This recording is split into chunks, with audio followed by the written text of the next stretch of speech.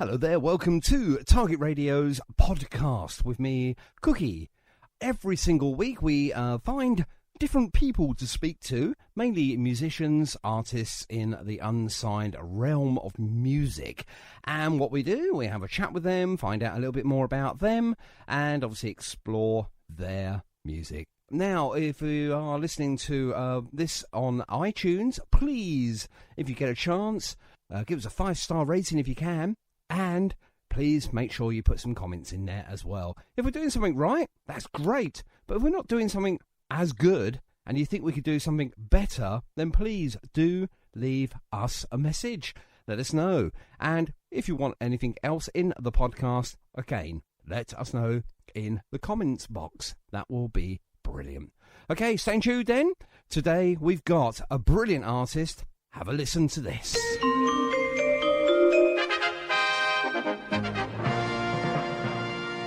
Every Monday night. We'd like to say that, in our opinion, it is not suitable for children. Every Monday night? Or for those of you who may have a nervous disposition. Every Monday night. And every Monday night. Then we have a super sound DJ. Sean Cook. Good people, it is my pleasure to present to you Sean Cook. the one and only Sean Cook. Hello. And Andy. Welcome to the show. Hello, hello, hello, hello, hello, hello, hello, hello, hello, hello, hello, hello. Welcome to the show. So let's have fun. For those of you watching in black and white, this one is in Technicolor. Stand by for action. Oh, Sean Cook. And Andy as well.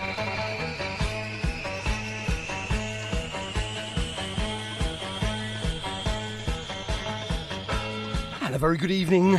Welcome. Yes, it's Monday. Just gone 6 o'clock. And I'm on the radio. Life could not be better. Allegedly, anyway. Anyway, how was your weekend, and how was the weekend before that? Because I wasn't on. That's right, it was a bank holiday weekend a week before last. Anyway, so nice to be back on the airwaves. And we got a surprise or two this evening. Firstly, Mr. Grant Judges from the AIM. And apparently he's going to have an entourage this evening. That's your first surprise. Your second surprise, we've got... me. Goodness me. More like a nightmare. Anyway, we're going to chat about Brighton a week before last. Find out about your time out there as well. Not just you, Andy, but everyone else out there. Because it's been a brilliant event we had. And it was free. Just to rub your noses in it, the ones that paid. Well, you could have paid us. We'd have done it for half the price. Of free. Anyway. We're going to be talking about that. Of course, we're going to talk about Grant Judge's brand new album. Have you got yours yet? Feel like getting high?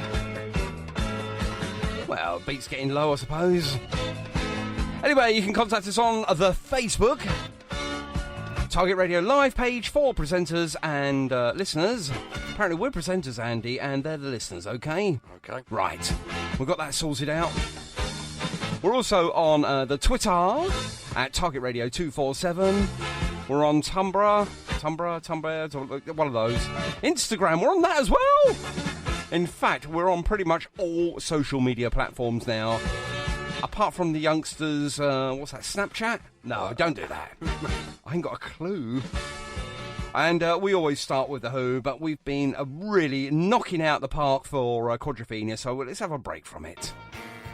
Good evening. It didn't even ring. What's that all about then? Good evening, how are we doing? I'm all right. Okay, ladies and gentlemen, on the phone now, because usually I'll wait until the phone goes... He was too quick. He was there, Andy. Yes. He was far too quick. It was far too quick. He was Your far phone too sounded like... Quick off the trigger, wasn't I? Quick off the trigger. You were? It didn't even ring. What's that all about? Oh, my goodness me. Okay, live on the radio now, none other than Mr. Grant Judges. Hooray! Good evening. I've got Jamie sitting next to me as well. Not Jamie. Evening, Jamie. Not Jamie Tongue. My goodness me. Yeah, yes, Jamie Tongue. Yeah, we're sitting in our pants watching Babe Station. That's great. So Lovely. wait for you to call us. Great. Let's keep it clean, please. Let's keep it clean. Oh, the image. Yeah. Can you put a... No, he's just made the teas. What, in his pants? Oh, great. That's lovely. He knows his way around my kitchen, thankfully. He knows his way around my kitchen better than I do, so he's just made the tea. My mind is absolutely blown right now. Right now, okay, before we get into it, and obviously we're talking about the brand new album. How you boys been? How you all going? How's it all doing? Yeah, we're all good. We're all good, man. We're just we're just excited that the album's finally out. Yes. Because we felt like we was kind of boring people, over the last year, saying, oh, it's nearly done, it's coming. And there were genuine heartbreaking reasons why it didn't come out, sort of 8-9 months ago. Yes. But we just felt like we'd been sort of stringing people along, boring them, and people were sort of, all right, but it's out, and we can't believe it's out after all this time. It's there. Right, now, just before, like I said, we'll get into the album itself. So, obviously, Grant, you're the lead singer and, obviously, the face of the AIM, but there's more than you in it. So, introduce us to the band again for those that don't know who you are. Yeah, of course. Yeah, obviously there's me. There's Jamie, co-songwriter and rhythm guitarist. Fantastic. We've got my wife Sam on backing vocals. And what a delightful voice she has as well. Oh no, I keep telling her she's a little bit shy sometimes, but yeah, she's great, and she's new to it. Threw her into the firing line. Absolutely. Her first gig with us was in front of 15,000 people supporting Madness, so she sort of had a baptism of fire. And was she wearing her pants as well? Was she wearing her what? Her pants. Yeah, sure. She was wearing her hot pants. No, they're all talking about sitting there with just her pants on, you know what I mean? I'm just making sure she's wearing hers, that's all we wanted to know. Keeping it clean above the waistline. There we go. Yeah, she was. And then we got Peter Sim on harmonica, lead guitar, mandolin, and whatever other instruments we throw at him. Now, that is quite funny, because I like to see him play all of those at the same time. Well, we're thinking about, like that one-man band, we're thinking about strapping a bass drum to his back and some pedals and all sorts. I'll tell you what, that would be a great thing to see. Yeah, that'd be fantastic, wouldn't it? But yeah, so Pete plays a whole plethora of instruments. And then we've got young Billy Moody on drums, Billy the Sticks. He's only 18.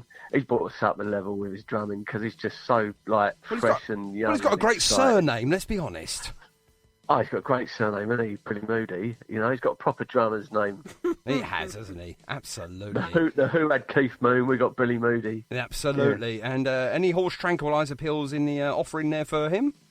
No, not yet. He doesn't need. We'll give it another year. That's it. No problems at all. And anyone else? Yeah, we've got Sarah Smith on violin. Now, just stop there. Sarah doesn't play every gig with us, but she plays most gigs that she can. Indeed. That she can okay. get to. Grant, just before we go on, stop. Violin? What's that all about then? Oh yeah, violin. Yeah, it adds a lovely touch to it. Some of the songs. Yes, it does. Because you came to the Homewood and saw us play, and it just gives that nice kind of. People don't expect it in this scene. They don't expect to hear a violin, and some of the songs get taken on a different dimension, with the violin taking over some of the solos. And it's great. And we record most, the last album, certainly this album, has got violins all over it. So we try and recreate a bit of that live, and people pay money to come and see us. And as I said before, we want to put on the best show we possibly can. Well, absolutely. And the thing is, obviously, Dexys and Night Runners had it as well. So, at the end of the day, it's not unusual. It's just, obviously, a little different. And that's what sort of stands you out amongst the others as well. And have we missed anybody else out? Yeah. We've got we've had a guy called Chris Scopes playing bass with us the last sort of year and a bit. He's just left us. We've got a new bass player now, a guy called Richie Morey, who did the Cow album with the band Cow. I know of Cow, which has got some familiarisation with, I believe, The Jam. Yeah, Richie. Yeah, so we've got Richie on board now on bass. Yep. He played Southwark Park Festival with us back in early July. So, it's all good, all rocking and rolling. Yeah. Brilliant stuff. Okay, then. So before we get into the album, I'm sure. Have you got anything non-album related? I'm just talking to Andy Walker here because we can't say Top anymore. Don't ask him. Don't ask. No, Facebook will kick me off. Kick me off. They will. Have you got any non-album related questions for him? Non-album related. Yeah. Before we get into the album, because yeah, of course. Go on then. Obviously, Grant, hello, bud. We haven't actually said hello. So how you doing? Yeah, I'm good. How rude of me. Grant, obviously, some of our listeners out here haven't actually heard your path to the release of the album. But I'm not going to the album just yet. Tell us what you've been doing through the summer. Oh my gosh, through the summer. Because I know you've been busy frantically boys. trying to finish the songs off, because the whole album got lost about a year ago. Yep. The hard drive at the studio crashed, wiped the whole album off. So we spent the summer sort of putting the final touches to the songs once this company recovered 80% of the corrupt files, and then just getting it mixed and getting it mastered, and then getting all the artwork together, because with a CD there's a 12-page colour booklet. So we spent a while getting that right, and we had our friend Rennie do us a painting for the cover. So we spent the summer just getting it all right and getting everything done. So when we released it, the whole package meant something. It wasn't just a quick release. Here's a CD in a plastic case with a single page double page booklet. A lot of care and attention has gone into it. So we spent many a day, many a night, frantic phone calls, getting it all together ready, for the whole package. So when it came out, it was like, there it is, the wow factor. There's the album. There's the booklet. This is it. This is the mutt's nuts, shall we say? But I've got another question for you now, because you didn't quite go to where I wanted you to go with it. I spent the summer looking for new socks. New socks. You can tell he's tuned in as well. You have to go out with Andy. He's a sock buyer.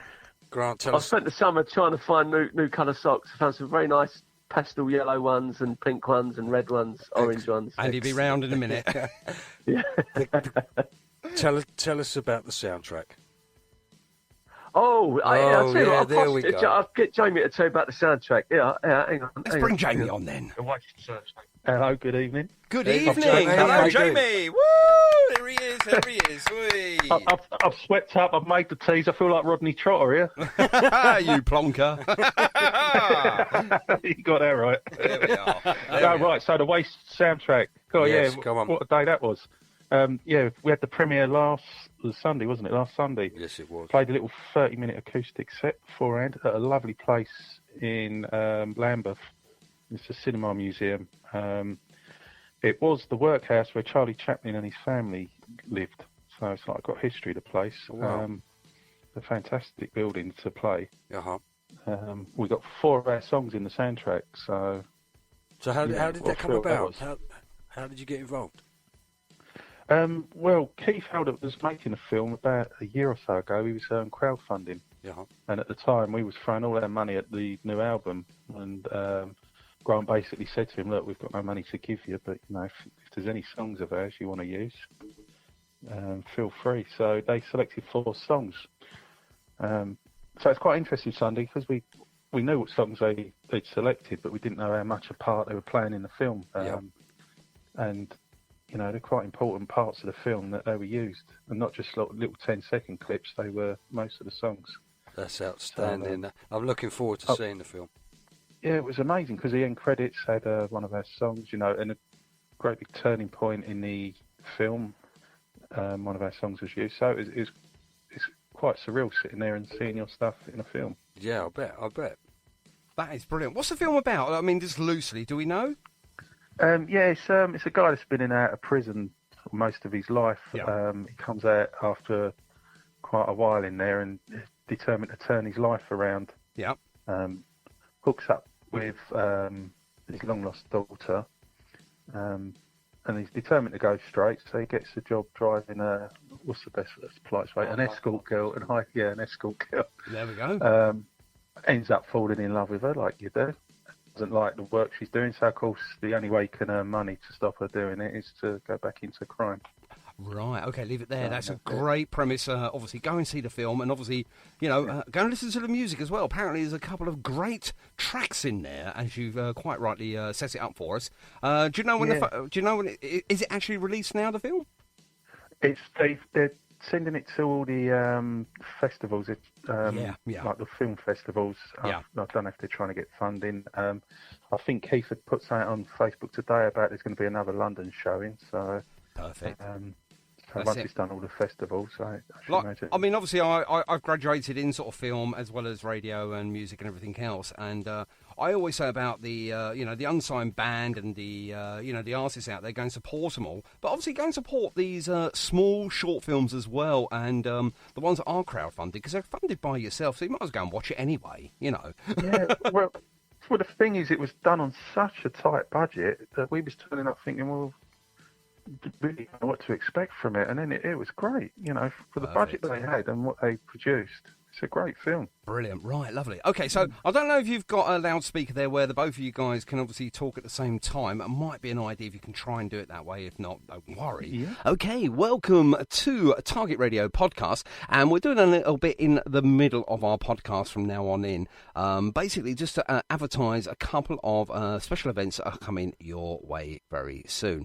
With me now, I've got Andy Topp-Walker, who's helping with the March of the Mods, which is Saturday the 21st of March 2020, so that's next year, kick-starting off at 1 o'clock all the way through till 1 a.m. Andy, 12 hours, mate, that's a long time. 12 hours of wonderful music. It's going to be wonderful music. So who's appearing on March of the Mods 2020 at the Holroyd Arms? That's in Guildford. It's in Guildford, and I'm pleased to announce that from the Chords UK, we actually have Chris Pope. Wow. And he's going to be doing an acoustic set for us. Okay, that sounds good. We also have The Aim, The Spirals, The Sonics. Who else we got? Then we've got The Modern Apes. And then followed by, it's great to announce that the Trojan Beats are actually going to be there as well. We also have the 48Ks. That is a great band. Absolutely. So looking forward to hearing them. Fantastic. And a new up-and-coming young band called the Lightscopes.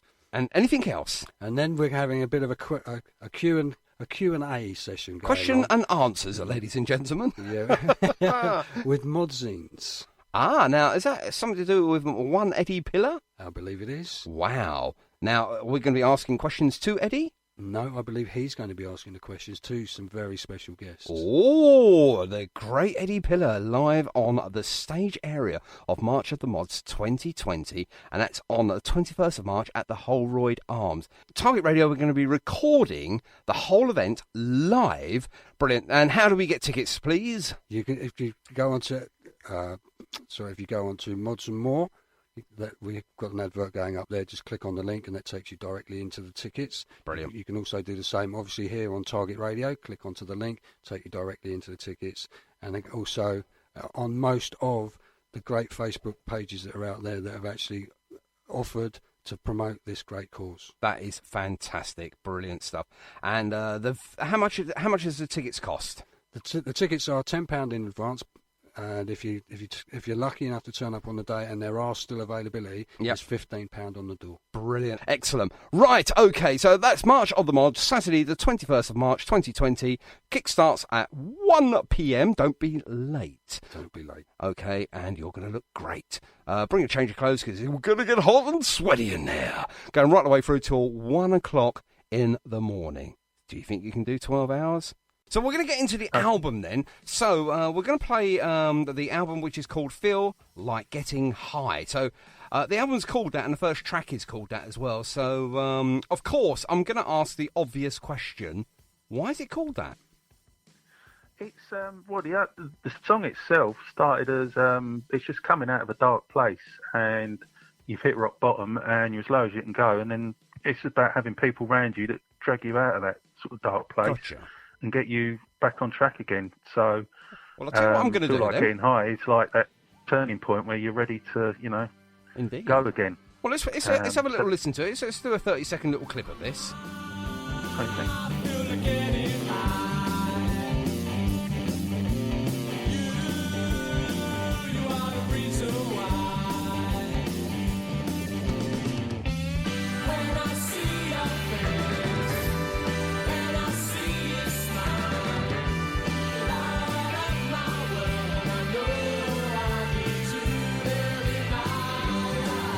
Now that's quite lively as far as I'm concerned. It's got a nice sort of riff to it, and it's got pretty much everything you need in a song there. Would you agree?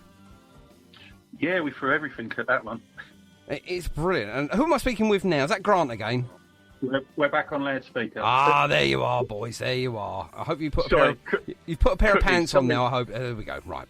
Okay. Cookie, sorry, mate. Sorry, just quickly. Yeah. Jamie said that the character in the film fell in love with a high-class escort, as you do. Yeah, as you do. As you do. I mean, I personally, I've never fallen in love with a high-class escort. No. No, I haven't either, but... as you do. You know what I mean? Perhaps, as you do. Perhaps you don't know Jamie as well as you should do. Oh, dear. So, Feel Like Getting High then. First track of the album. I like it. It's lively. It's got, music to it. It's got some really nice lyrics to it as well. And obviously, I've got the booklet here myself, and... one criticism, can you make it a bit bigger next time? Because obviously I need glasses. I'm only kidding. It's a nice booklet. It's lovely. And it just gives you a real sense of, hang on, this is going to be a good album.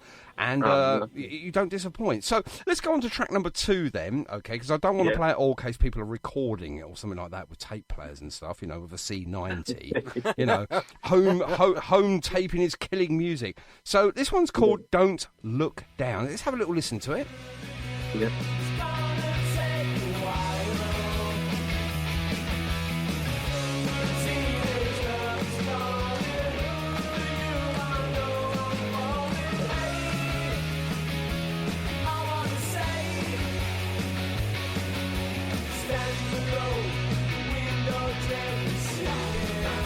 There we go. Don't Look Down. Now, for me, straight away, that sort of cries anthem.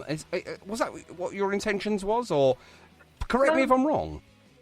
Yeah, I mean, believe it or not, that was one of the songs I was thinking about taking off. But yeah. I mean, I wanted to get that something that people could sing along to in the car. Yeah, definitely. And it's really funny because I had the words, had the idea of the song. But didn't know what chords I wanted. So I hummed it to everyone in the studio, and we kind of made it up there and then. Yeah. But it's just a song about being young and teenagers in love, and being young is not a crime, but growing up you serve your time, sort of thing. And it's just being young and in love, and cherry bombs and teenage revolutions. You're going to take on the world. Well, that's what you need to do. And yeah, it's got a little. Dare I say it? It's got a little bit of. What's the word I'm looking for, Andy? It's in group. How does that come across to you, Andy? How does it come across to me? Yeah, Don't Look Down. I know we only played a snippet of it, but I love the fun that's in there. Yeah, I would say revival, mod revival sound. Okay. Yeah. Okay. Yeah, I was thinking of. I was listening to one of my favourite bands a lot of the time, like Green Day, and I sort of thought, trying to catch that sort of vibe, of that sort of thing. I don't know whether that comes across in it, but I just wanted to write a song about just a bit of fun and being young, and the Don't Look Down reference was probably not right for radio to say, but don't look down. I think something's happening. Yeah, that's it. Just being in love for the first time and being young, and then at the end of it, as with most of our songs, there's a story to it. At the end of it, he gets his heart broken because she goes off, gets a job in a city, and leaves. Not as a high-class escort girl, then, no? No, that's okay. As you do. As you do, Jamie Tongue. What's he like? Okay, let's move on then. Early autumn morning. Before I play it then, just tell us a little premise of the actual track. What's it about? I mean, obviously, I'm anticipating it's something to do with the seasons. Am I right? Yeah, you're quite right. There we go. It was autumn. Me and my wife went away to a hotel for the night, and I hit the red wine a bit too hard the night before. Oh, dear. Okay, keep it clean, keep it clean. So I'm going to, don't worry. All I wanted to do is get some black coffee down me, but she wanted to go, the grounds of the hotel was beautiful, so she wanted to go for a walk. Yeah. And it's just the joys of being alive and nature. And I walked round the grounds, and the song wrote itself, really. Sort of cobweb hanging off the gate and the birds singing. It was one of those songs where it just falls on your lap, where Absolutely. It just wrote itself. Let's have a listen to it then.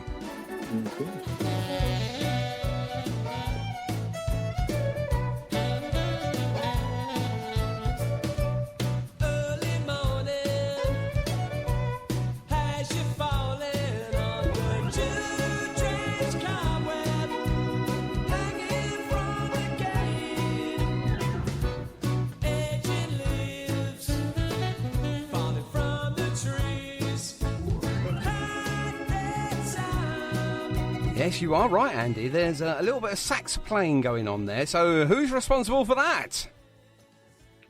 That's our man Ben Donnelly. He does all the brass. Talking of escorts again. There we go. Moving swiftly on then. So he's blown to his heart's content there, and it absolutely works, doesn't it, Andy? It does. I love that. Love that. It's a nice sort of pick-me-up song, isn't it? It is, and I love that you got the violin in there as well. Yeah, got a little bit. I think you've thrown everything but the kitchen sink. Yeah, I think that's one of my favourites. That one early in the morning. One of my favourites on there. Just nice. Got a nice little feel to it, a nice little groove. Yes, it has. It's sort of like a skip-along song, if you like. If we're going to get down that sort of go down that sort of path. It is nice though. It's a lively but entertaining song as well, and it's got, like I say, a good musical range in there. Now, Sylvia Holloway. Now, is this based on someone you know? Obviously, if it is, make sure we keep the real name out of it. one of Jay's ex-girlfriends. Okay, right. I'm not going to play that one then. No. He says it's every gig. It's not true. Is it not true? No heavy breathing in there then. Right, okay. I just had, I think it was a TV programme I was watching, and it was, a guy thinking about leaving his other half. And yeah. She then took the decision out of his hands. So the idea is he's moaning about his missus, and then she's the one that leaves him, and it's not until then he realises what he had and what he misses. Right, okay. Let's have a little listen then.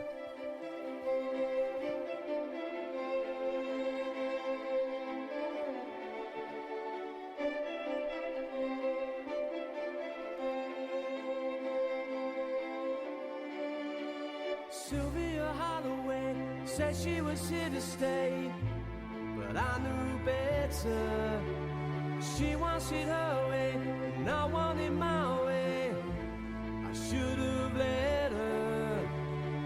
She said she was going away, leaving today for a brand new future. I knew what I was giving away, I knew how much I needed her.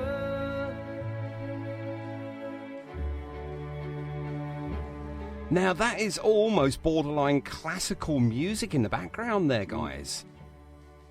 That was our really good friend Richard Moore that came in and composed and did like sort of 22 violin tracks on it. Wow. So obviously that for me has got a really good, a large musical arrangement. Yeah, I mean, we did originally record that as a full band. Okay. It was a very different flavour, different vibe when we originally recorded, like the on the first day of recording.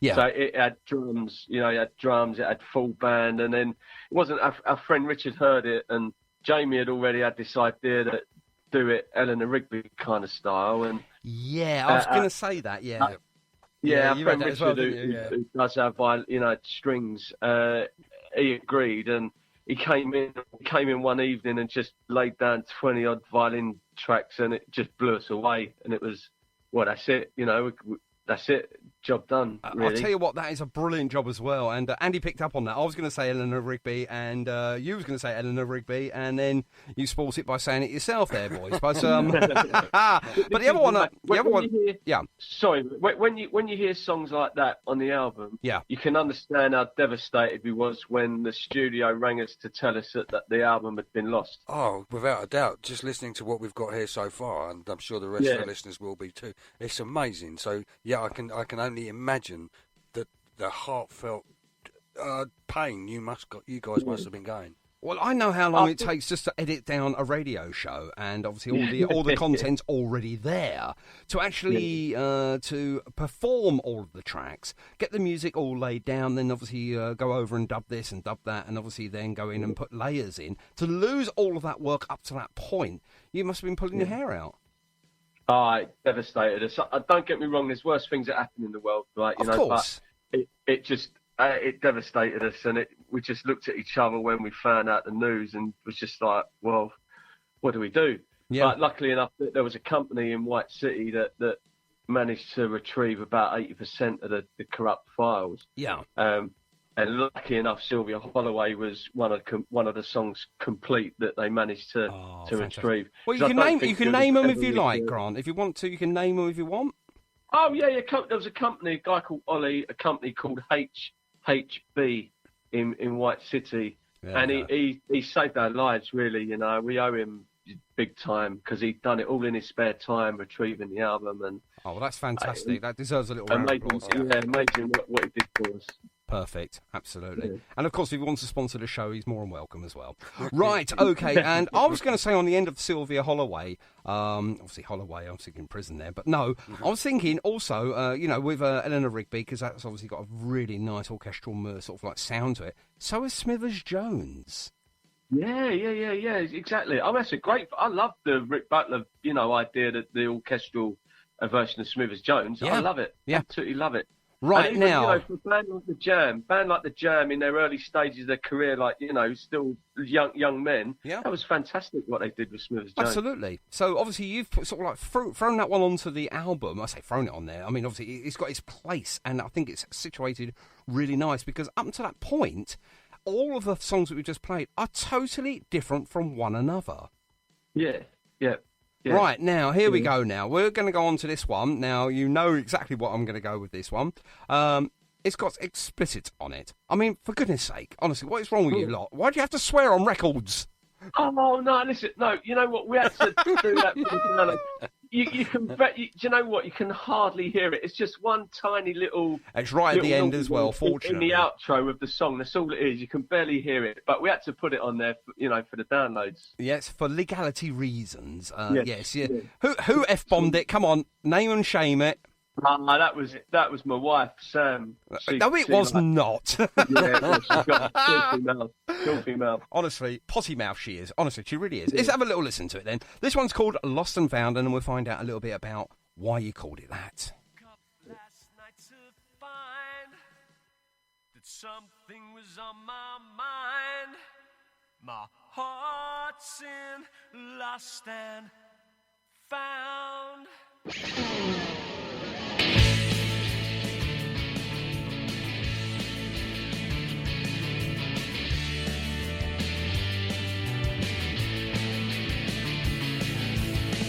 Last night to find something was on my mind. Heart's in lost and found. Dredging of the past. A race of darkness. Now, this has got mod written all over it as far as I'm concerned. This has got sort of like a, can we say, Squire? It's got that sort of almost Lambretta's style to it as well. That mod revival sound is there, obviously with the electric guitar and everything. I like this, apart from the F-bomb at the end, obviously. We'll sort the wife out later. But it's great. So, Lost and Found, what's it all about?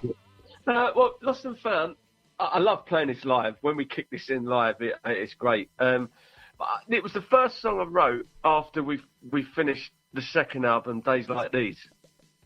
And I was feeling a little bit lost, really. Do you know what I mean? I was sitting on the couch one day thinking, it's like when you're planning a wedding for a year, and you have the big day and then it's all over. And I was sitting there, we didn't have any gigs booked in and stuff, and we was having a few issues with a couple of band members and stuff. And I just sort of thought, I feel a bit lost now, And then the first lines, woke up last night to find something was on my mind, my heart's in lost and found. But then it kind of transpired into a song about kind of, in a way, all the two-faced people that you meet when you're in a band. And, because, there's a line in there, far too little spaces to box up all your many faces. And you do come across a lot of sort of two-faced people when you're in a band and you're doing gigs and you're writing songs and stuff like that. So I suppose in a way it's my little kind of hit back at at those kind of people, really. Brilliant, yeah. I might actually start using that as a theme tune for me. Sorry, mate. I was going to say, I might even start using that one as a theme tune to start the show off. Because trust me, it's not just bands, it's radio as well. Okay, we're not going to say more than that. Listen, we're all in this crazy thing we call music, and you don't come across a lot of that. And it was just people that were using us for their own benefits at the time and stuff like that. And I suppose it was a little kind of, I sat on the couch and wrote it in 5 minutes, and it was my sort of stuff you kind of thing, Well, I'll tell you what, and to make it a really good album record there, it is good. Obviously, I'm only mucking about with the, the F-bomb. Obviously, it's on there, but as you say, you can hear it. It's just literally at the end. It doesn't matter because I think it goes with the sort of sternness of the record as well. Because it is almost like an anger song almost, isn't it? You play it angrily, and obviously the lyrics in there are quite angry as well. But it makes the record good.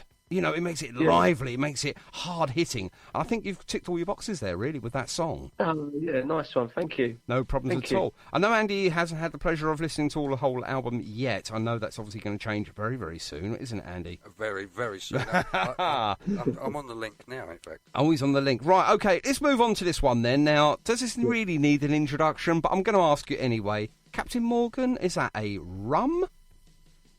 Oh, yeah, Captain... Honestly, was the album put together with a help of Mr. Captain Morgan there? Oh, listen, man, I've got such a love affair with this song, Captain Morgan. Yes, it is our favourite tipple. But one sunny Saturday afternoon, Jay come over and he had these cool patterns and this structure and this lovely riff and a chorus on the guitar. Yeah. And we just sort of sat there messing around with some words, and all of a sudden the words "I wanna come home" sort of sprung up. Yeah. And then within half an hour, created this character, Captain Morgan, a World War I captain, and we wrote a song around a fella in World War One. It was supposed to be like a narrative between him and his loved one that he's left on the shores. Yeah. He's had to go and fight the war, and they're sending letters to each other. And it's a tongue-in-cheek. Yeah, we called it Captain Morgan, because it's our favourite tipple, and it just made sense. And we did a lot of research. It wasn't like we just sat and wrote a song. Let's write a song about the war.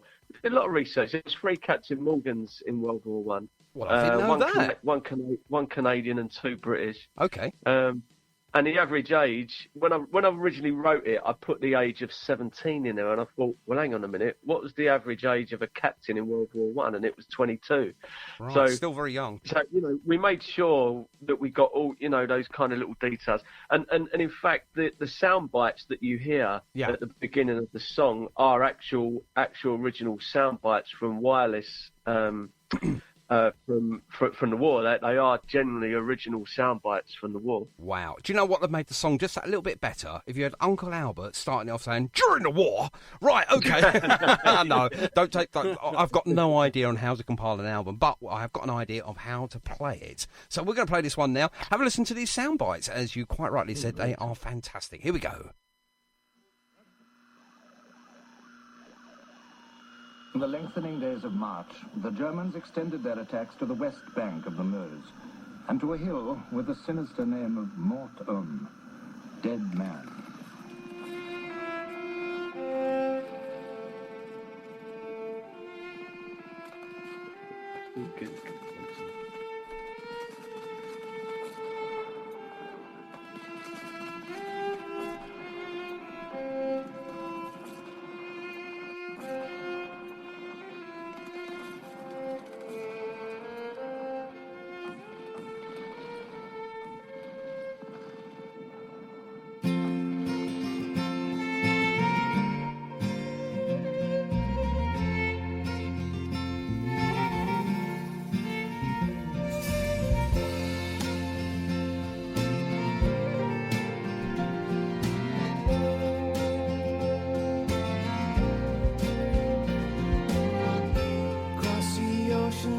Seven seas, just bring me back to where I'd rather be. what a great opening to a great song. And it's your longest song on the album at 7 minutes and 17 seconds long. And I think it warrants it as well, because obviously when I first heard it the other day, I thought, well, I better have a quick listen to this album, as you do, and I come across Captain Morgan, I had to play it again, because it's a beautiful song, it's nice, and like you say, it's got so many layers, and the sound bites at the beginning there really, really add to the whole sonic experience of listening to it. So, personally, I like this one. It is nice. Just missing out Uncle Albert. It's just missing Uncle Albert on it, but no. I mean, when you listen to that through headphones, it's just amazing. It gives me goosebumps, even though I've heard the song 1,001 times. Yeah. Still gives me goosebumps when you hear it, and I think quite possibly that's the best thing we've ever done. The whole concept of the song, from how it started to when it finished. And I don't want to sound up my own Harris or anything, but I don't know anyone, signed or unsigned or whatever, that is, doing a song like that on an album, or being brave enough to do a song like that. And it is a brave move, isn't it? Let's be fair. I mean, obviously, it's a long song. I mean, it's not your typical sort of 3-4 minute song. It's a long song, and it's beautiful. It's got so many, like I said, so many layers to it. Andy's got a question. I have a question. I love that song, I really do. And one question: how are you guys going to do this live? Great question. We'll just get everybody in that played on it, and we'll do it live. Yeah, we've done it acoustically. Yeah, we've done it acoustically, which came across really well, just like 2 guitars and a violin. Okay. But if we can find a stage big enough to accommodate an accordion player, violin player, a Hammond, and we'll do it. We're not scared. We're not scared to try. No, you're not scared to do it, and I do assure you, once this album, it's gone viral. Once everybody gets this, you won't have a problem filling a stage, mate. No, definitely not. Definitely not. Oh, hang on a minute. Who's that phoning us? Oh, hang on. It's the Royal Albert Hall. Yeah, they want to know if you're available next Saturday. I think the biggest problem we got is Uncle Albert's died, isn't it? In real life, yes. Has, yeah. But I'm sure we can borrow some of Only Fools' clips. I'm sure they'll let us. UK Gold. Right, okay. Opposites never attract. Now, you're going against the grain there, because I say opposites usually do. So what's the sort of like the reasoning behind this song? Well, I mean, obviously, it's different. Okay. Yeah. Well, it's really simple. I was watching the news, and at the end of the news was a bit about Donald Trump building his wall across, along the Mexican border, and something just popped up in my head. The words, "One man's welcome is another man's wall." So I then thought, hang on a minute, I've got something here. So I grabbed my pad, and I just scribbled down, straight away I sort of thought opposites. So I just scribbled down lots of opposites, and then pieced together the sentencing of them. So, one man's rubbish is another man's treasure. Yeah. One man's pain is another man's pleasure. Oh, so, look at you go. Look at that. So one says always, the other says never. So each line is an opposite of the line below it. Do you see what I mean? The song is built up of opposites. How creative are you? I mean, do you wear your hat when you're getting creative, or do you take that off when you're getting creative? I wear my hat 24/7. I know you do. Sounds like Smokey and the Bandit. I'm just lucky that I've got a job that I have to wear a top hat during the day. So no one ever sees the top of your head, do they ever? I even shower with my hat on. Oh, for goodness sake. Shower-proof hat. Grant. So, each line is an opposite of the other one, and people say opposites attract, so I just did a play on it. Opposites never attract, Oh, that is good, though. And have you got one? I was only going to say that the way I wear a hat 24/7, I just wondered whether you've seen Smokey and the Bandit. Go and watch. If you haven't seen it, go and watch it, because he does everything with the hat on, and almost everything. Yes, indeed. Right, okay. My Oak Tree now. I'm going to pass you to Jamie for this one, because he's wrote this one about me, but I'm a little bit embarrassed to talk about it. There we go. So My Oak Tree then, Jamie. What's it all about? Well, it's not about Grant, for starters. We'll make our own decisions for that. It's about all the strong women out there. You're back to your escorts again, aren't you? Yeah, I can't lay off them, as you do. Oh, for goodness sake. Sorry. You forgot the mic was on then, didn't you, Andy? Right, okay. Okay. No, it's basically about... it's about my wife. It's about the strength of women. I mean, when we first met, we went through quite a few difficult times with losing people. Yeah. And she was really strong through it all. And then I lost someone close to me and I just fell apart. So it's just about the strength. And, you know, she just dusts herself down and gets on with it. So the idea of the oak tree is that the roots run so deep into the ground and she just stands tall. You know, whatever's thrown at her in life, she just takes it. So it's about that. Women are stronger than us men anyway, aren't they? They are indeed, absolutely. Yeah, and we often never argue, and if we do, I always lose it anyway, so what's the point? But that is lovely. The other thing is that the similarity with an oak tree she's got a massive bark. Right, okay, you've spoiled it now, for goodness sake. Honestly, Jamie, you were doing so well up until that point. You know now that your good lady wife is listening in. In fact, she's just texted me and said, your dinner's in the dog. Right, let's have a listen to this then.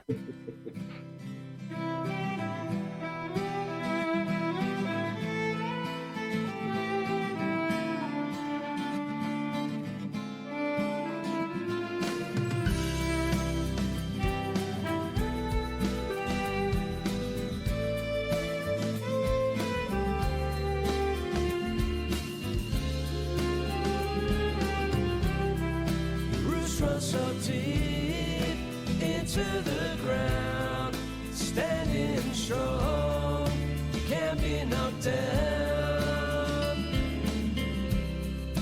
Life is thrown at you. Now that is so beautiful. It is a love song, but it's got stronger sort of, dare I say it, stronger roots, stronger meaning to that song. It is absolutely beautiful. You should be very proud of yourself with that song there. Thank you very much. No problems. Right, Real World then. What's Real World all about? Because I thought we was actually living in a real world, but apparently not, according to you guys. Yeah, well, it's a little bit political. It's me Ben Elton moment. Got a bit of politics in there, you know. As long as you don't start talking about pubic hair, that's all we worry about. No. It's just a song about the real world. You know, mass belief of a modern day lie. Promises broken till the day that you die. And it's just a song, just don't believe what they say, really, you know, and the line, you know, money talks all languages, but it's us who suffer its damages, you know. Indeed. It's a political rant, really. Well, let's have a listen to it then. Yeah. Great start.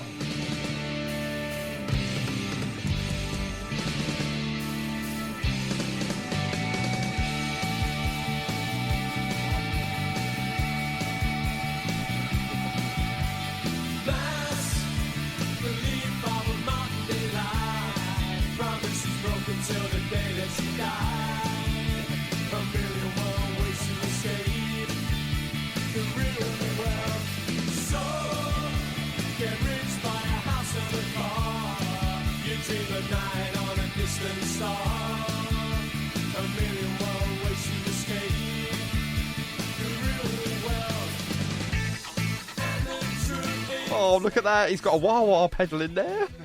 Yeah, he's wah-wah. Yeah. Oh, I'm loving the wah-wah. Really good, really good. Andy, we were just talking off air. I think we was off air anyway, and you said something really incriminating there, didn't you? So if you did listen to what Andy just said, he didn't mean it, honestly. Right, we're trying to associate that song, that tune, with something we've heard before. It's got a sort of familiarisation. Andy, what do you think? I think there's a sound of the truth in there. I thought that as well. Ooh. The truth, absolutely. Yeah, absolutely. I mean, you're playing with the big boys now. Come on. Yeah. No, I'll take that. Yeah, that's all right. Yeah. That's it. Stop there. Just stop there. And we're going to play this one now. This was number 10 on the album. We've only got 6 more, ladies and gentlemen, who are tuned in with us this evening. And we're having a really good delve into the brand new album by The Aim. And this is called Won't Be Beat. Right, well, this one is basically... They're after you. Go on, carry on.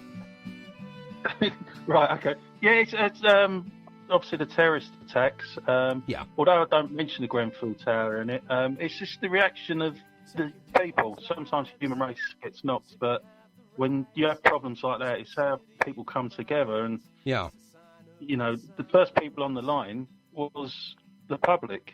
Yes, you know, they both were, in the Grenfell Tower and the terrorist attacks. I think it was the London Bridge one that first sort of set the idea off.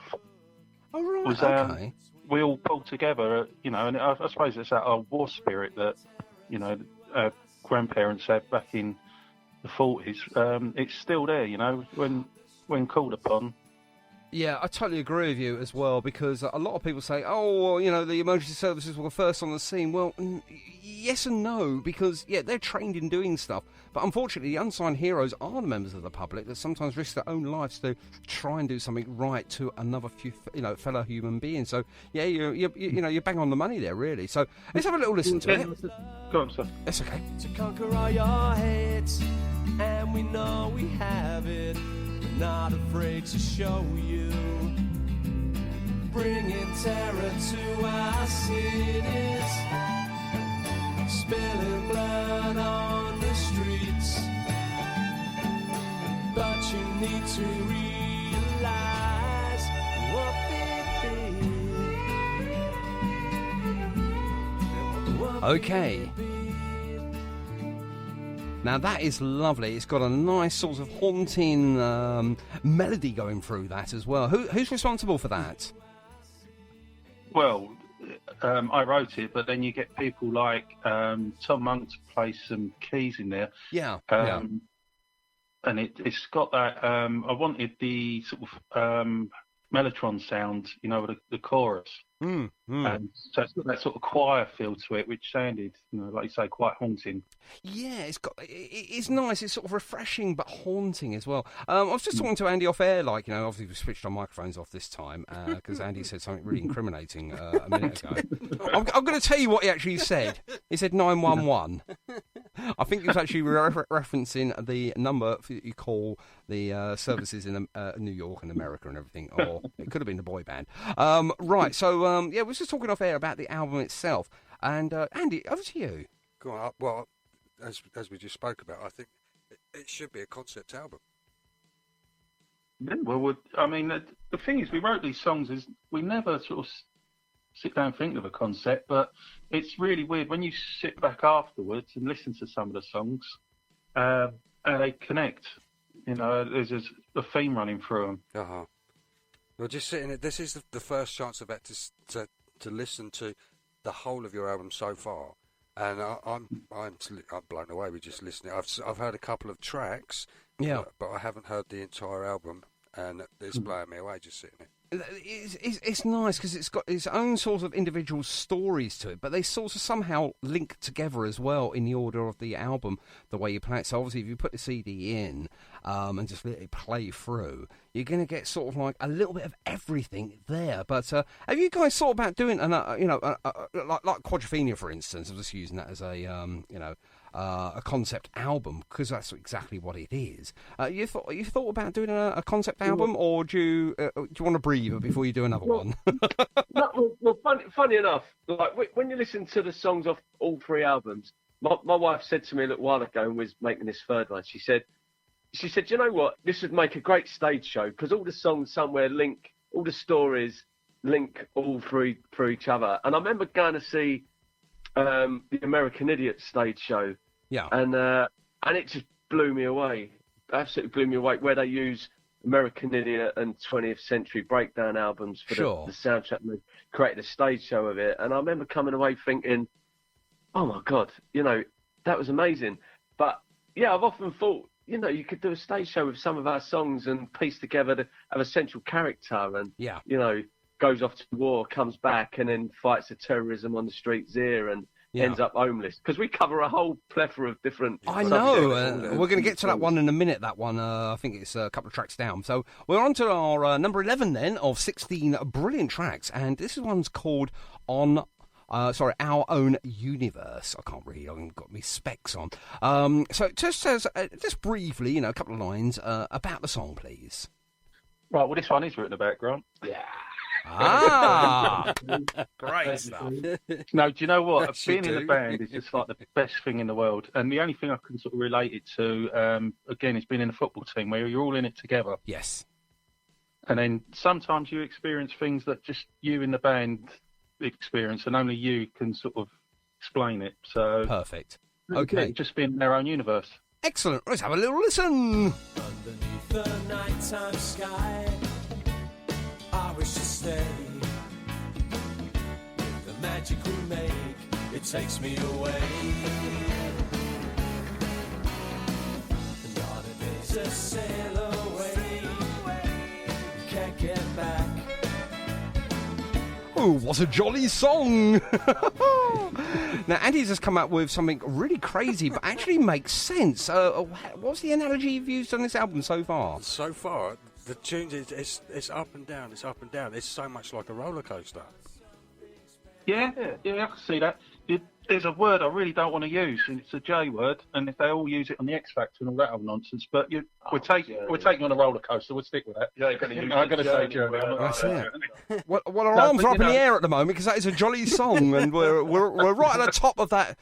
Going downwards. And is it a down now with Home? Yeah, Home. That one was very tired, very drunk, and very cold. It was a St Patrick's Day a couple of years ago. Okay. I'd gone out at Richard, who plays violin on the last album and most of this album. Being St Patrick's Day, the violin players are in high demand. He had 3 gigs. I was only going to the one and then going home. Yeah. But I ended up spending the day with him and getting very, very drunk. Yeah. And it was actually snowing that day, and I was on the train platform, very tired, emotional, and I just wanted to be home in bed. Yeah. So that's basically what. And I remember standing on the train platform thinking, I need to get a song out of this. And I did. Brilliant. And we're going to hear it in a second. But just quickly, I think my dad was a musician. Mind you, he was inside at the minute, but apparently he was always on the fiddle. Well, mine used to be a harpist. I don't want to know. Trying to bite my time, but patience ain't no friend of mine. No, he ain't no friend of mine. He's taking all night long just to get back home into those loving arms of yours. Yes, those loving arms of yours.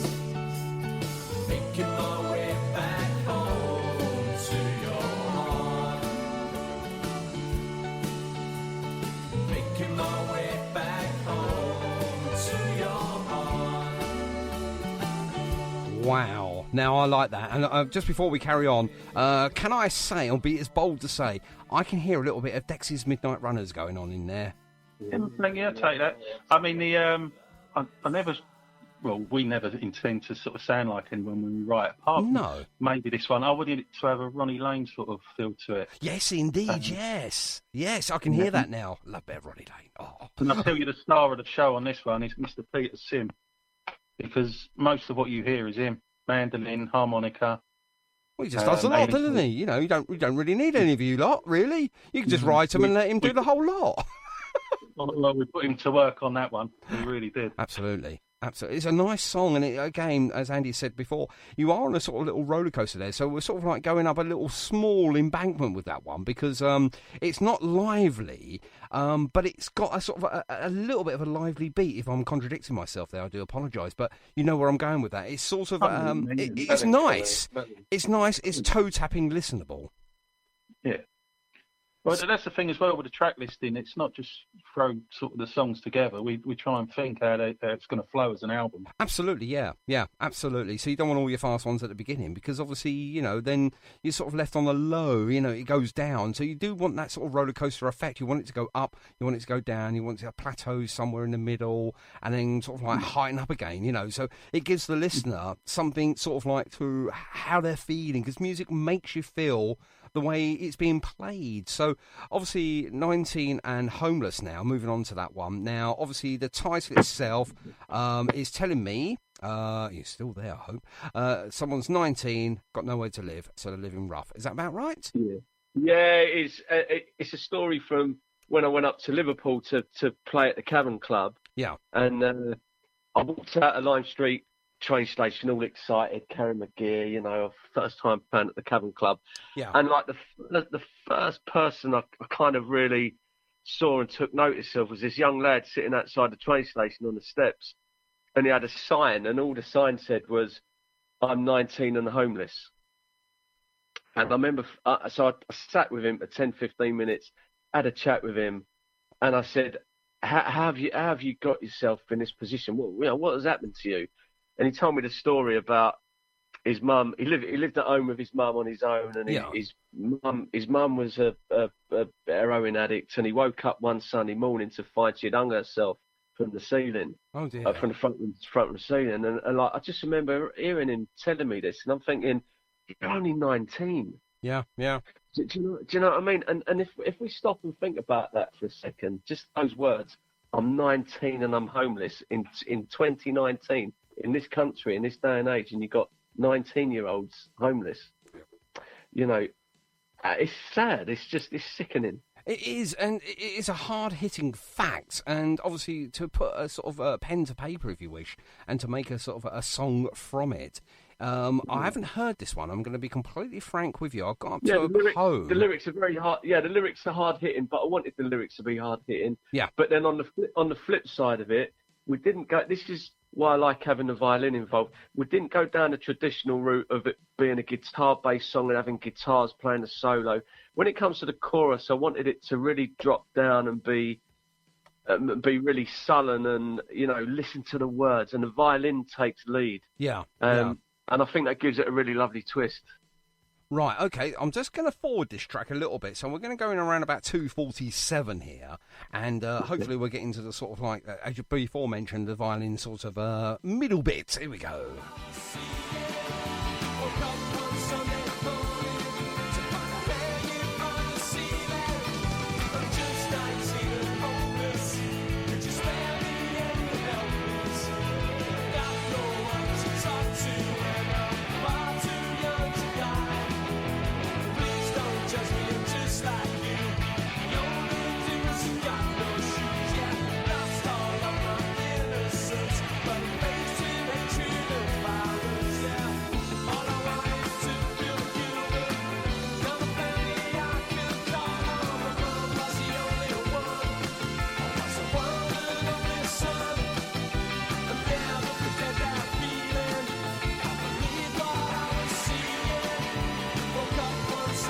So 19 and Homeless there, playing live on Target Radio, and we've got special treat this evening because we are previewing the brand new album by The Aim, and this is called 19 and Homeless. The album is called Feels Like Getting High, and we've just spoken to the guys here in responsible for 19 and Homeless, amongst other brilliant tracks there. Now, for me, guys, this has got Jarvis Cocker written all over it. Am I right?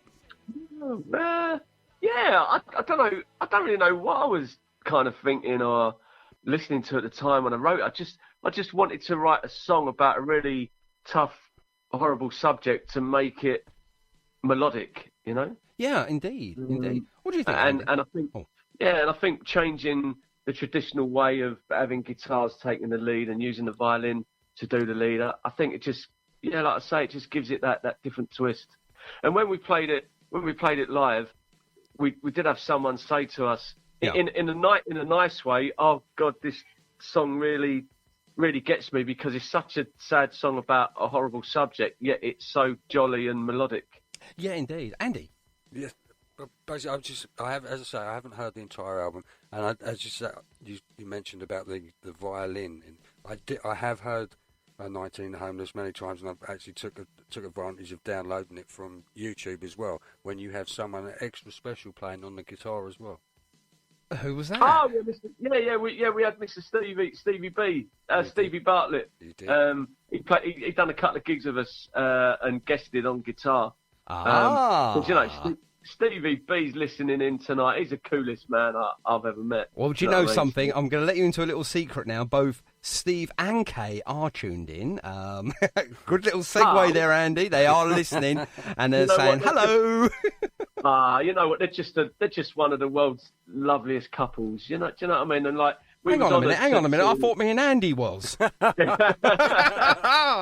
Him with his brand new socks. Are you wearing them, by the way, Andy? I'm not today, no. No, thank goodness for that. You ain't took them off for a whole week. And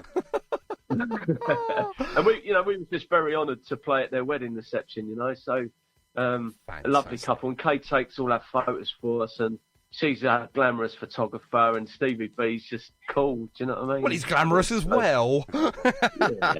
Okay, so on to the next one. Now, my French is absolutely rubbish. So, deux amants. No, I'll let you do it. You do it. Right. It's deux amants. Well, that's what I said.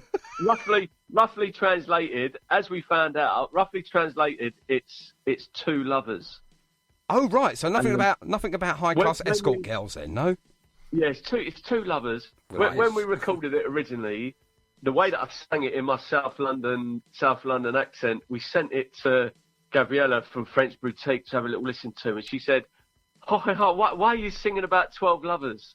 I was like, oh no, it's not 12 lovers, it's two lovers. But it's a very fine line, the French word between 12 and 2. Absolutely. It's 1, 2, 3, 4, 5, 6, 7, 8, 9, 10, 11, 12. Yes, you're completely right. Yes.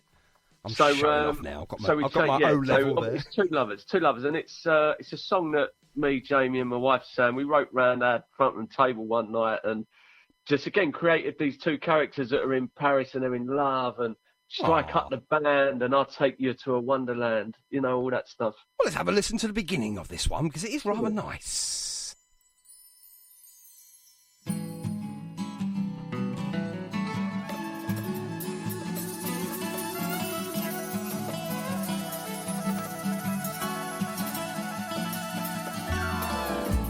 There's a place you should see. Come on with me now. Strike up the band, and I'll take you to a wonderland. There you'll find everything you've ever dreamed of. Do you know, I'd just love to play the whole album right now, but one, we're running very quickly out of time, and two, if I do it, there's no point in blooming selling it. And we will get onto the places where you are selling, obviously, your album and all your wares and everything in a second. I like it, however...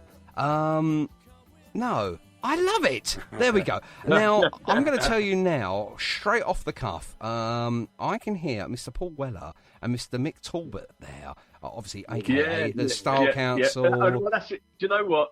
We're massive Style Council fans. Huge massive Style Council. But it is. That's brilliant. We sat and we said, let's make... In old traditional style council, kind of Andy Williams, sort of, French vibe, cafe vibe. Let's sit and write a song like that. And as you do. And you know what? The real funny story with this song is, we'll get onto this because he plays on the last two songs. But we've got Steve White, Paul Weller's drummer for many years in the Style Council and solo drummer. Yeah. He drums on the last two tracks. But he was coming to the studio one Sunday to come and drum, and he was running about half hour late. That is when we sat and recorded the basics of Deux Amants. So even you're struggling with it now. Come on. When we recorded the basics of Deux Amants. There we go.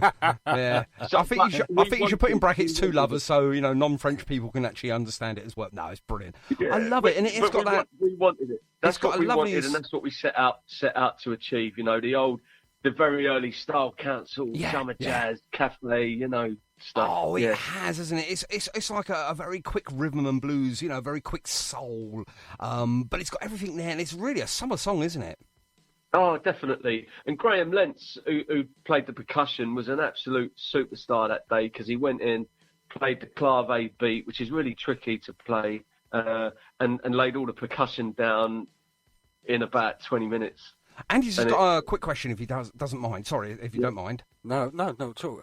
Basically, Graham Lentz, Are we talking about the Graham Lentz? Yeah, the Graham Lentz. Yeah, he played percussion on the album. Yeah. I went down to the 100 Club back in June, and he was there at the fabulous Go Go A Go dance gig. Yeah, that's the one. That one, yeah. Yeah, that's it. Yeah, he played percussion on that and a couple of other tracks. But he went in there and laid down. He was in there making love to his bongos and God knows what else. And it just and it was fantastic. And we just instantly knew, we've got a track and a half with this one. And it is really, really good. Okay, moving on then, and we've got our penultimate track. And for those that don't know what penultimate means, it's the one before last. I'm showing off now with my high-skilled reporting and analysations of albums. Now, this one's called Drifting Away. Firstly, who wrote it and what's it about, please? That would be me. It's almost a prequel to Feel Like Getting High. In Feel Like Getting High, there's a line called I'm all at sea, can you come and sail with me? Yeah. So it's basically, it's about depression, but... listen, after we've written it, it could be anyone with addiction. You know, it's that moment where you've tried to cope on your own and you realise you can't and you need help.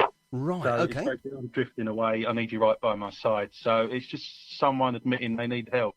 Right, okay, let's have a little snippet of this then.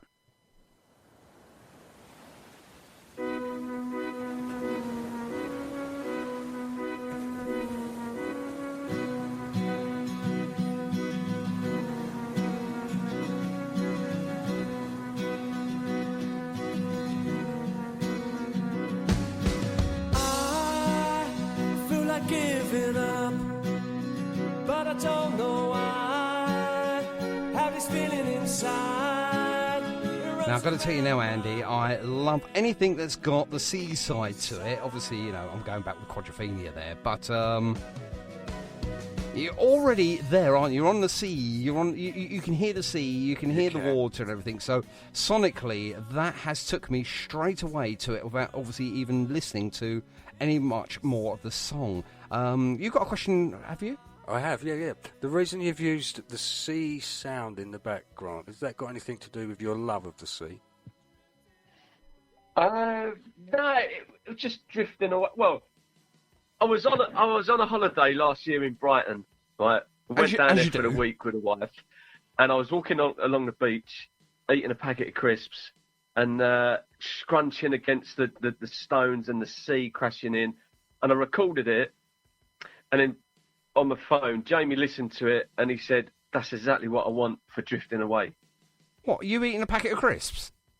Well, scrunching across the pebbles. On I see. Yeah. Sorry. that was the thing as well. Is when he played it, you could hear the sea crashing in and out, and all of a sudden you hear this rustling noise, and I'm like, "Oh, you've even got walking across pebbles." He's like, "Oh, I'm opening my pulled crisps." We had to cut that bit out. I think you should have kept it in. Actually, I hope you've still got that soundtrack, because I'd like you to do me a jingle with you eating a packet of pork scratchings or whatever they were, because that would be absolutely fantastic. We must still have the video on. But that's typical AIM, you know, it's like a heartfelt song all about depression and needing someone, and then he's eating a packet of crisps. Oh, that is absolutely brilliant. This is why I love doing the radio so much. When I'm interviewing great guys like this, you don't get these stories when you listen to the songs. Obviously, you know, I'm not saying that, you know, we're all silly, we need explanation, but sometimes songs do need a little encouragement from the artist, just to give us an idea of what each song's about. I mean, obviously, pork scratchings or packets of crisps and things like that are not featured in Drifting Away, but they could have been. Yeah, I mean, the next soundbite we need when we record is Grant when he sees a buffet. You want to see his little dance he does. Oh, now that would be fantastic. I'll tell you what, I do videoing, and yes, next time you've got a song in your head, you guys, okay, and it's a sort of like a manic number, yes, we can have that in the video. Yeah, I mean, I've got a little granddaughter, and he does exactly the same dance as she does when she sees her food. Oh no! As long as you don't start doing any flossing, okay? Flossing is not allowed here on a Monday evening or here on the show. Right? Okay, so we have come almost to the end of the album. Now, before we play "Letting Go," I'd like you guys to let us know, how can we purchase this album? Whereabouts can we find it? Because Andy wants a copy of it right now. So tell Andy and tell the rest of our listeners, how do we find this brilliant album? Right, we've got a website that you can order from. It's the-aim.uk. So that's where you can get the physical copy from. Brilliant. And like Grant said earlier, we've got a 12-page booklet, so it's a thing of beauty. Rennie's artwork is just amazing on it. So, I know it's all downloads and streaming nowadays, but the physical copy is really worth getting. Fantastic. And having said that, all the streaming and all that, it's all the usual sites, Apple Music, Spotify, CD Baby, just everywhere. CD Baby, I love that one. That is great. Now, Andy's just shared a link onto, is it the Mods and More page and the Target Radio page as well? It is, yep, it's all there for everyone, so they can go anywhere. And for anyone, there's a shop called Sound of the Suburbs that are actually selling physical copies as well. Yes, indeed. And I believe they're over in Ruislip, yeah? That's it, yeah, you got it. Yeah, almost my home turf there, where I was born and dragged up. I mean, raised. Oh, fantastic. Right, now, I'm going to play this song, Letting Go, okay? I like this song. I have actually heard this once or twice, and I'm going to play it in its entirety, as long as it's okay with you guys before we go. Yeah. Is that all right?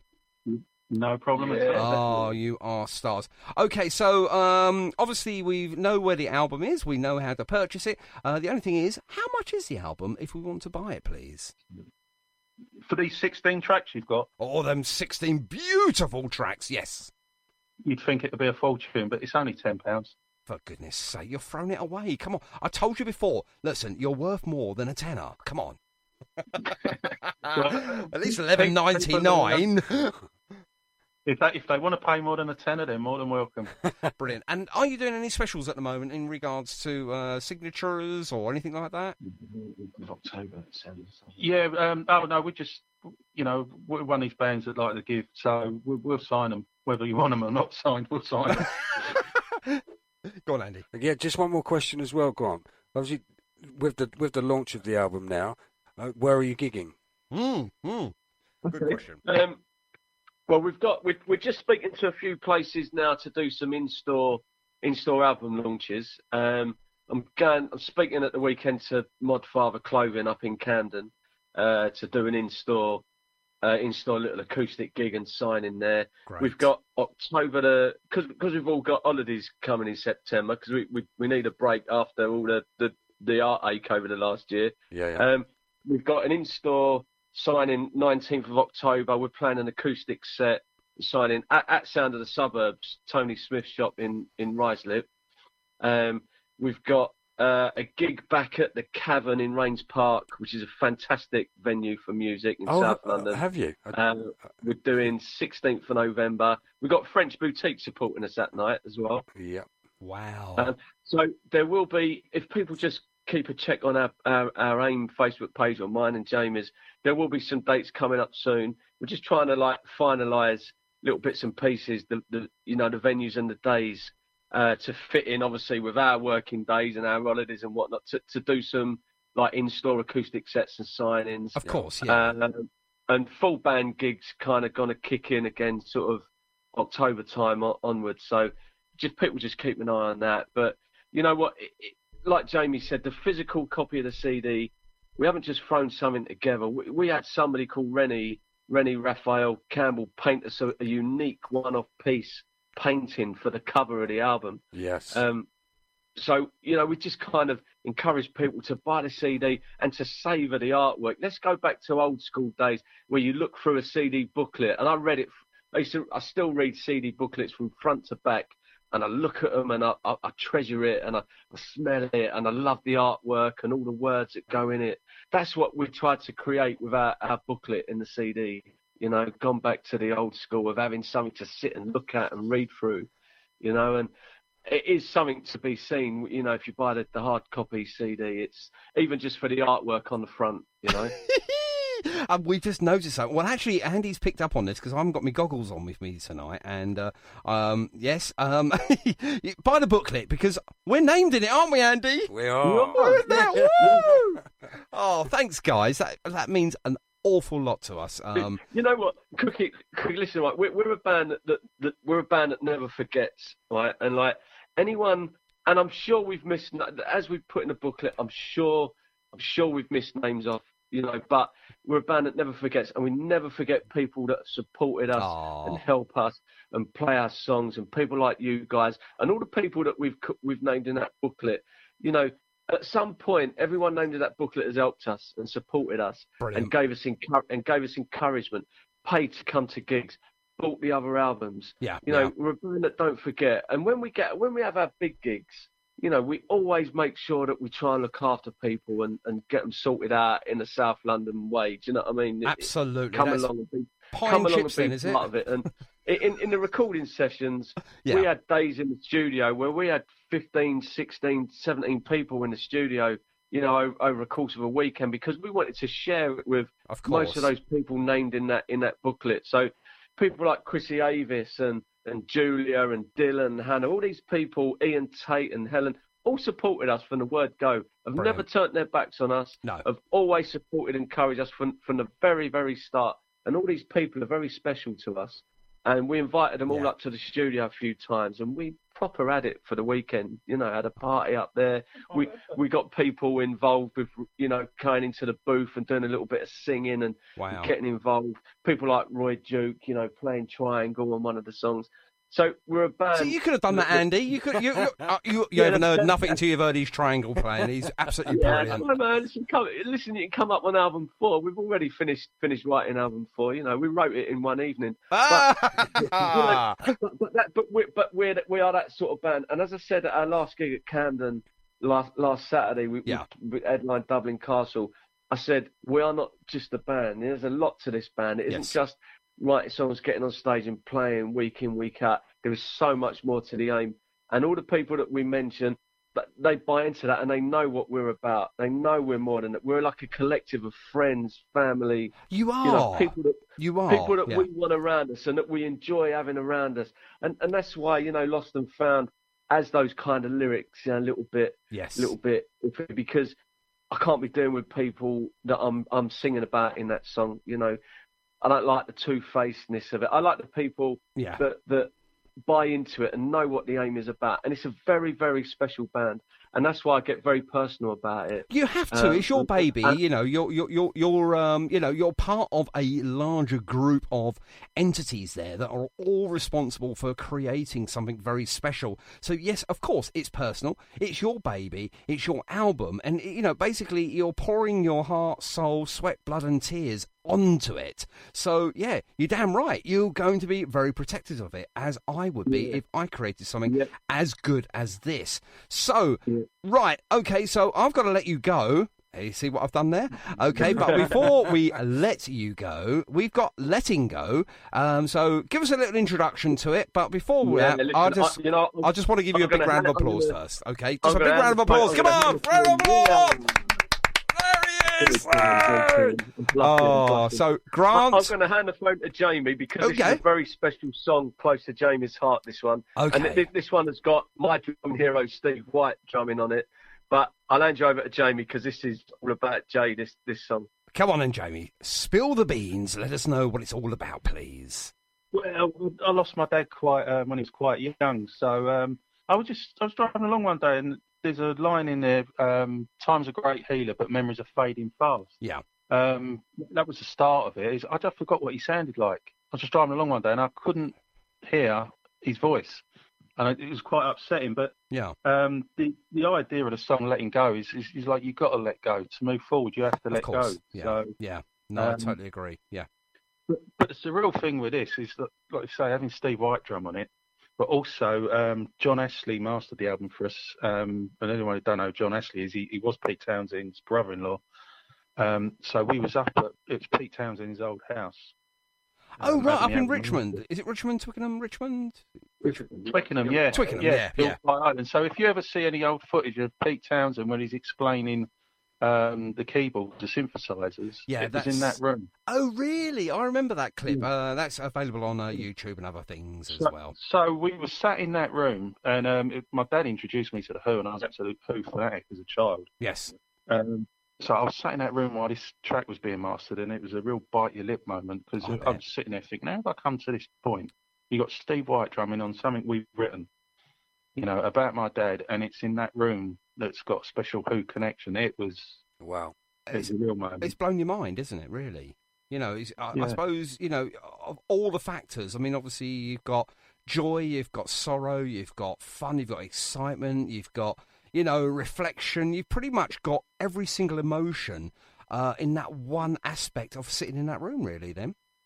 Yeah, it's incredible, absolutely incredible. And what is incredible is, obviously this album overall is an incredible album, and there's so many layers to it as well. So what I would say is I urge anyone that likes good, wholehearted music to go out there and purchase it, because there's so much on there for everyone. You're not going to like all the tracks. Some people might not like all the tracks, but that's the whole point of music. It gets you in certain places that other... I'm going to almost like a Heineken advert here. It's going to get you. Some of them are going to get you. Some of them are going to leave you feeling maybe a bit more, or maybe I need to hear this one a bit more. Well, that's music. Yeah, and that was the thing. I mean, we're not a band that, to have sort of 10 tracks that all sound very samey, which just wouldn't interest us at all. No, and we know full well, things like the Zaman, tracks like that. You're listening back thinking, people that follow us, are they going to like that? We know it's a great track, but it's not going to be everyone's cup of tea. Of course. And because there's 16 tracks that are so different, I don't expect everyone to love every single track. And if they don't, that's fair enough. Absolutely. But, there's a good selection of music there. I think it's going to cater for most people. I particularly love this track that we're going to play in a few seconds' time. But I'm going to bring it to a natural end there, because obviously we're running very short on time here, and I want to get this track in and play it in its entirety, as long as you guys are okay with that, which you said you were. Just to let you know that this album is on Spotify as well, if you want that sort of thing. Don't download it. Go and buy a physical copy, Andy, yeah? Absolutely. Because it is presented so nicely. They've spent a long time with this cover, the booklet, the physical side of things. Then you can do what you like with the CD. You can stick it into a drawer, and then you can download it yourself and make like a MP3 copies and stuff like that. But put the album next to the other two albums that they already have with the AIM there, because there is a really good collection. And I'm looking forward to the fourth album as well, especially when Andy gets his triangle out. Absolutely. I think for now, though, we're going to leave it there, and we'll play this track as we say goodbye to you guys. And thanks ever so much indeed for hopping on and spending the best part of an hour with us. Really, really going through this album, analysing it, and obviously really giving us your indication of where we are with it as well. I think it's a brilliant album. It's a fantastic album, guys, and I just want to thank you again on behalf of Target Radio and on behalf of Mods and More for doing it. Yeah. And for introducing your side of the album to us. And if I don't get to see you before, Nicky and I will certainly be seeing you at the Cavern. Absolutely. Let's give him a nice big round of applause. There we go. Thank you. Okay, boys, you're responsible. Jamie and the band, thank you for the support. No, thank you for putting our names in that booklet. I'm made up with that. Okay, now, because it is your song, it's your album, I want you now to put your best DJ voice on. I want you to do a Tony Blackburn, please, and introduce Let Him Go, please, as we do let you go now. Over to you guys. Well, good evening, Pop Pickers. This is Grant and Jay from the AIM. We'd like to introduce to you track 16 of our fantastic new album, Feel Like Getting High, Letting Go. They're all rather silly, aren't they? Thanks, guys. Here we go then, and we'll catch you soon. Ta-da. Take care. Take care, fellas. Bye-bye now. You. Bye. Bye.